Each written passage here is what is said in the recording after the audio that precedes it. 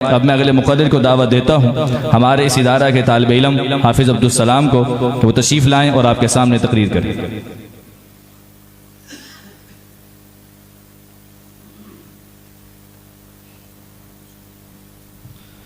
السلام علیکم ورحمۃ اللہ وبرکاتہ۔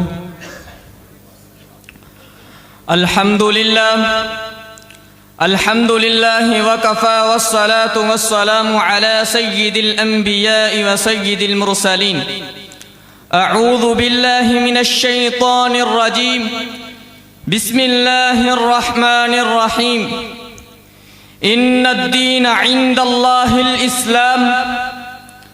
نہ سر جھکا کے جئیں نہ منہ چھپا کے جئیں، نہ سر جھکا کے جئیں نہ منہ چھپا کے جئیں، ہم جئیں تو کفر کی نظروں میں نظریں ملا کے جئیں، راہ زندگی میں ایک دن کم جئیں تو کیا ہوا، ہم ساتھ ان کے جئیں جو شمع جلا کر جئیں۔ حضرات، دین اسلام کو یہ اعزاز حاصل ہے کہ مالک کائنات نے اس کو بڑے جرنیل عطا کیے ہیں۔ کون سے جرنیل عطا کیے ہیں؟ جنہوں نے اپنے افعال سے بھی، جنہوں نے اپنے کردار سے بھی، جنہوں نے اپنی گفتار سے بھی اور کبھی کبھار اپنی جانوں کا نذرانہ پیش کر کے دین اسلام کا تحفظ کیا ہے، اور بتوں کے شہر میں خدا کا نام لکھا ہے۔ جہاں جہاں لکھا تھا کفر، وہاں وہاں اسلام لکھا ہے۔ اور اگر وہ مسل ڈالیں گے سلو کے پھول، تو پھول کی ہر پتی پہ قتل عام لکھا ہے۔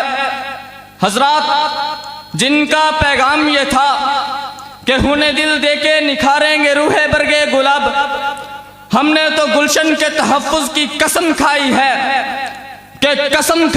کہ مر جائیں گے یا ماریں گے ناری کو۔ سنا ہے وہ گالیاں دیتا ہے محبوب باری کو، کہ جن کا پیغام یہ تھا مسلمانوں کی بدل جائیں گی تقدیریں دیکھنا، کفر کی ٹوٹ جائیں گی زنجیریں دیکھنا، اور باطل کی مٹ جائیں گی تحریریں دیکھنا۔ جب لا الہ الا اللہ کا نصاب آئے گا، انقلاب آئے گا، انقلاب آئے گا۔ حضرات، وہ اسلام کے جرنیل سیدنا فاروق اعظم بھی ہیں کہ امام کائنات یہ اعلان فرماتے ہیں کہ لوگوں میری بات سن لو، لوگوں کی نیکیوں کا کوئی حساب ہوگا، کوئی تعداد ہوگی، کوئی شمار ممکن ہے، مگر فاروق اعظم کی نیکیاں اتنی ہیں جتنے آسمان کے ستارے ہیں۔ جس طرح آسمان کے ستاروں کا حساب نہیں لگایا جا سکتا، اسی طرح فاروق اعظم کی نیکیوں کا حساب نہیں لگایا جا سکتا۔ اور وہ اسلام کے جرنیل وہ ہیں کہ نبی علیہ السلام نے اپنی حیات مبارکہ میں 28 مرتبہ یہ اعلان کیا، عثمان فی الجنہ، عثمان فی الجنہ۔ لوگو، عثمان آج کے بعد کوئی عمل کرتا رہے، اللہ نے اس کے کھاتے میں جنت کو واجب قرار دے دیا ہے۔ اور اسلام کے جرنیل وہ ہیں جسم جسے والا نہیں، قد کاٹھ بڑا نہیں، مگر مرحب کے ساتھ مقابلہ ہوتا ہے، اور آن ہی آن میں مرحب کا سر خاک میں ملا دیتا ہے۔ یہاں تاریخ کا مؤرخ ہاتھ میں قلم پکڑ کے حیران بیٹھا ہے، آخر علی المرتضیٰ، تیرا قد کاٹھ بھی بڑا نہیں، تیرا جسم جسے والا نہیں، مگر تو نے مرحب کے ٹکڑے ٹکڑے کر دیا۔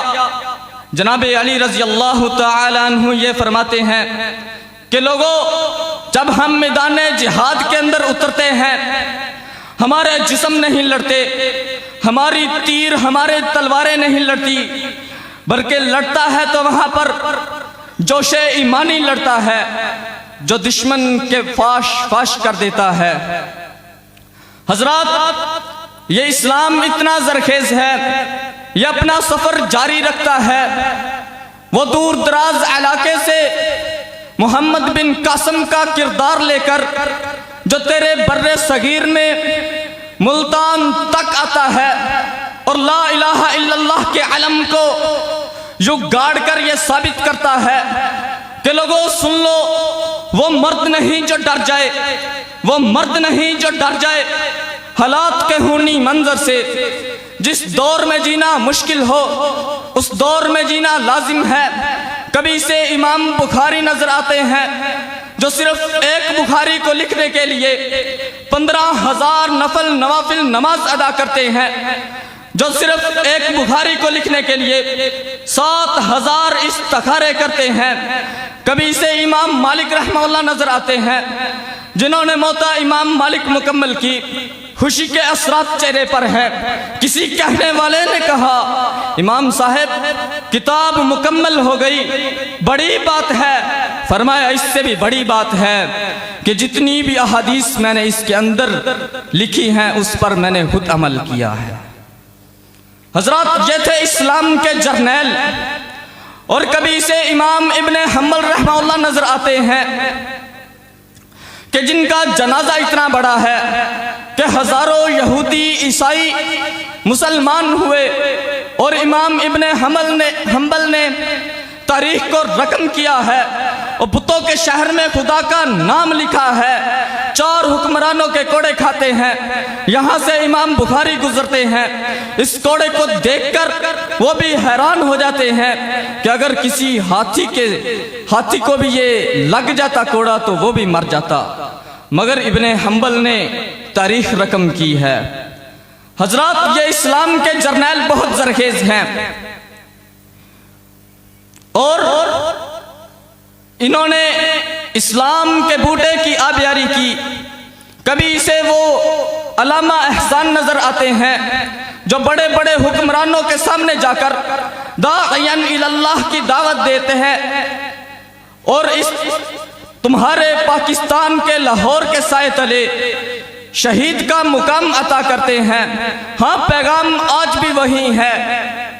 میں پھر سے اپنا نعرہ لگاؤں گا، اپنی بات کو میں پھر سے دہراؤں گا۔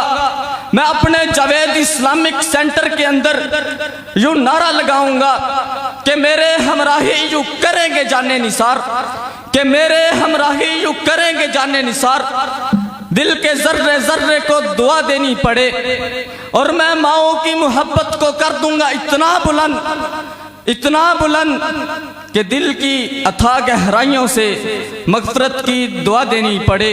اور میں عوضے ارض پاک سے اٹھاؤں گا ایسے شہید، اور میں عوضے ارض پاک سے اٹھاؤں گا ایسے شہید کہ میدان کربلا کو بھی دعا دینی پڑے۔ وما توفیقی الا باللہ۔